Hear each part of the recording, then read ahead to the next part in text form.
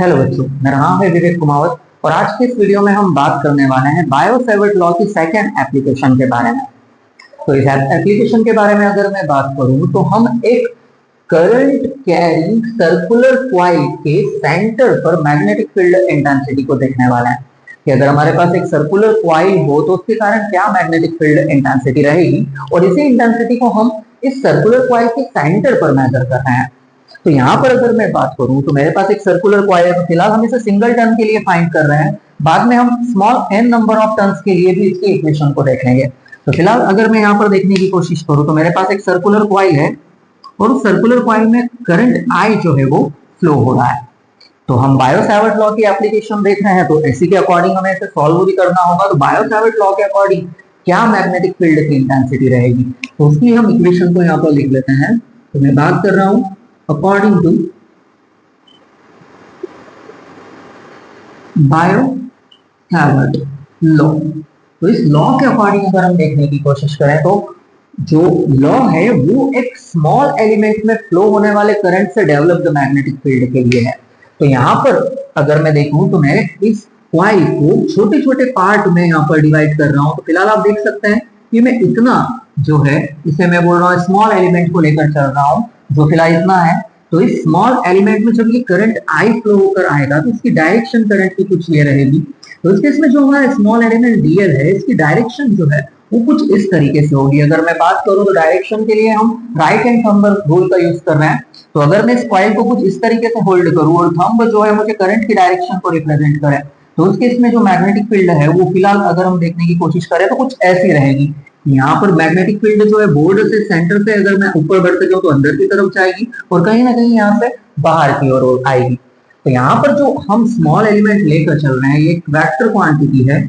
तो जो करंट जब इसमें फ्लो होगा और करंट के साथ जब मैं इसका प्रोडक्ट देखूंगा तो यही मेरे लिए करंट एलिमेंट बन जाएगा। तो चाहूं तो मैं यहाँ पर इस करंट का भी प्रोडक्ट कर सकता हूँ। तो ये जो करंट एलिमेंट है फिलहाल इस पॉइंट पर इसकी डायरेक्शन कुछ ये है। अब मुझे जो है इसके सेंटर पर मैग्नेटिक फील्ड की इंटेंसिटी को फाइंड करना है। तो फिलहाल अगर मैं बात करूं तो ये कुछ जो है मेरे लिए डिस्टेंस हो जाएगी इस सेंटर, जिसे मैं नाम दे रहा हूं O, से हमारे करंट एलिमेंट की।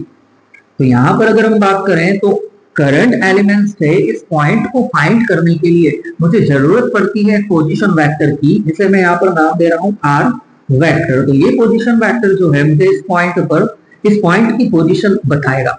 अब यहाँ पर अगर हम बात करें तो ये जो है इस पॉइंट से करंट एलिमेंट के बीच की डिस्टेंस है, मतलब इस सर्कुलर कॉइल की रेडियस है, जिसे मैं नाम यहाँ पर दे देता हूँ स्मॉल r।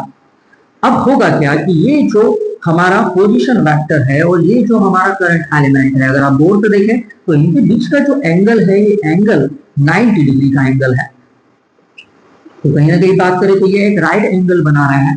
अब यहाँ पर अगर हम बात करें तो बायो-सैवर्ट लॉ की तो एक्सप्रेशन हो जाएगी dB is equals to mu naught divided by 4 pi into I dl sin theta divided by r square। तो ये बायो-सैवर्ट लॉ से इस स्मॉल एलिमेंट के कारण डेवलप्ड मैग्नेटिक फील्ड की एक्सप्रेशन है। अब ये जो dB की है, dB की जो डायरेक्शन होगी वो डिफरेंट होगी, इसके बारे में हम बात कर चुके हैं। तो फिलहाल अगर मैं यहाँ पर देखने की कोशिश करूँ तो ये जो हमारा करंट एलिमेंट और हमारा जो पोजीशन वेक्टर है इसके बीच का एंगल थीटा जो है वो 90 डिग्री बन रहा है। तो फिलहाल हम इसके मैग्नीट्यूड को लेकर सॉल्व कर रहे हैं, इसके वेक्टर फॉर्म को फिलहाल हम डिस्कस नहीं कर रहे हैं। तो फिलहाल अगर हम बात करें तो ये जो थीटा है वो 90 डिग्री है यहाँ पर। तो मैं यहाँ पर लिख देता हूं एंगल बिटवीन, ये एंगल थीटा है बिटवीन करंट एलिमेंट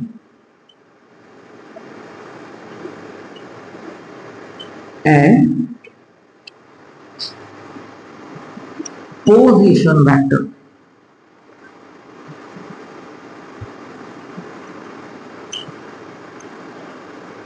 और ये 90 डिग्री है। तो अगर मैं इस थीटा की वैल्यू यहाँ पर 90 डिग्री रख देता हूं तो मेरी मैग्नेटिक फील्ड की एक्सप्रेशन हो जाएगी dB is equals to mu naught divided by 4 pi into I dl sin 90। तो ये साइन जो है वो 90 डिग्री और डिवाइड है हमारा r स्क्वायर।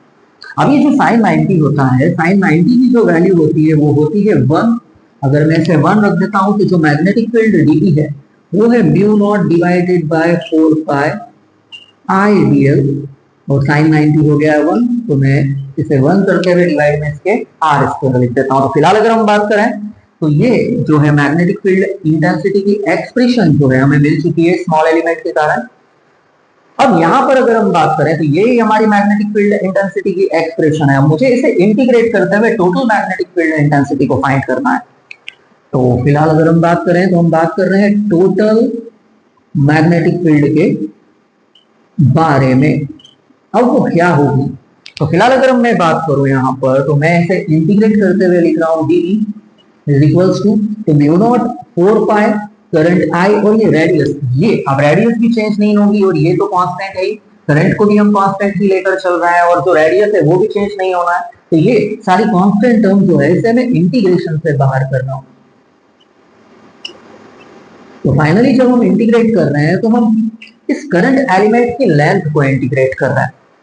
तो ये जो करंट एलिमेंट है, अगर मैं बात करूं धीरे धीरे छोटे छोटे पार्ट्स को अगर हम डीएल डीएल डीएल में इंटीग्रेट करते चले जाएंगे तो होगा क्या, ये जो टोटल लेंथ है वो कहीं ना कहीं सर्कल की सरकमफेरेंस के इक्वल ही होगी। तो यहाँ पर मैं एक चीज आपको ये बताना चाहूंगा कि जो करंट को जिस तरीके से फ्लो होते हुए आगे बढ़ रहा है, तो पहली बात इसकी डिस्टेंस जो है वो बहुत कम है, नेग्लिजिबल हम मान सकते हैं। बट डायग्राम हमें जब बनाना था तो वो पॉसिबल नहीं था कि मैं इसे बहुत पास रख सकूं। तो आप ये मान के चलिए कि ये जो डिस्टेंस है वो नेग्लिजिबल है। तो कहीं ना कहीं अगर हम बात करें तो ये जो लेंथ होगी इस सर्कल की सरकमफेरेंस के इक्वल ही होगी। तो जब मैं डीएल को इंटीग्रेट करूंगा तो होगा क्या, ये जो डीएल है वो आफ्टर इंटीग्रेशन इस सर्कल की सरकमफेरेंस के इक्वल ही होगा। तो मैं इसे यहाँ पर मेंशन कर देता हूं।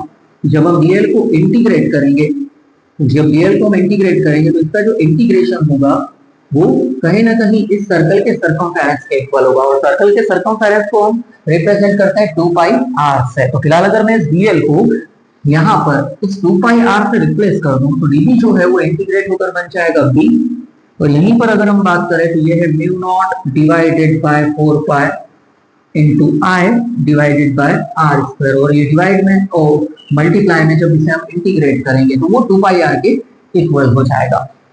तो फिलहाल अगर हम आगे के बारे में बात करें यहाँ पर तो यहाँ पर आर के साथ ये आर स्क्वायर जो है इसका एक आर कैंसिल हो रहा है, तो मैग्नेटिक फील्ड जो है वो कुछ इस तरीके से हो जाएगी B is equals to mu not divided by 4 pi 2 pi I divided by R. तो यहां पर अगर हम बात करें तो ये जो है हमारी मैग्नेटिक फील्ड की एक्सप्रेशन है, तो ये टोटल मैग्नेटिक फील्ड की एक्सप्रेशन रहेगी। तो कुछ बुक में जो सॉल्यूशन है डेरिवेशन का वो यहां तक है और कुछ डेरिवेशन में एक स्टेप आगे है।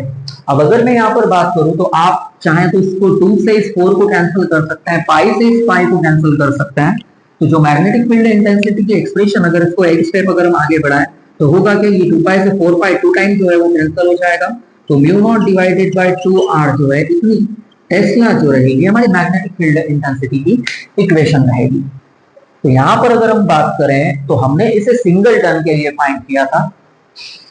अब अगर मैं कंसिडर कर लूं कि इस सर्कुलर कॉइल में बहुत सारे टर्न्स हैं और उसका नंबर अगर मैं स्मॉल n कंसिडर कर लूं तो small n number of turns के लिए मैग्नेटिक फील्ड इंटेंसिटी क्या रहेगी इसकी इक्वेशन हम देख लेते हैं।